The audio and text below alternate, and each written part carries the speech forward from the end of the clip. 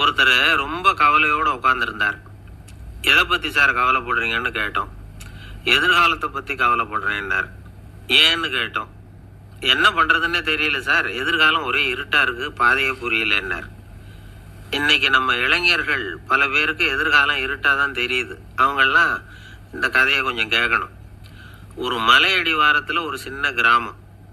அந்த மலை ரொம்ப உயரமானது. அடர்த்தியாக செடி கொடிகள் மரங்கள் அதில் மண்டி கிடக்குது.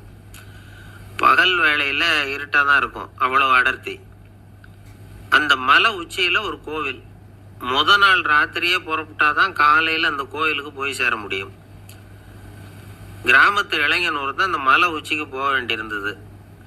கையில் ஒரு விளக்கை எடுத்துக்கிட்டு நாள் ராத்திரியே புறப்பட்டான். புறப்பட்டு போனவன் கிராமத்து எல்லையிலேயே நின்றுட்டான். ஏன் தெரியுமா? அவன் கையில் இருந்த விளக்கோட வெளிச்சம் 10 அடி தூரத்துக்கு தான் தெரியுது.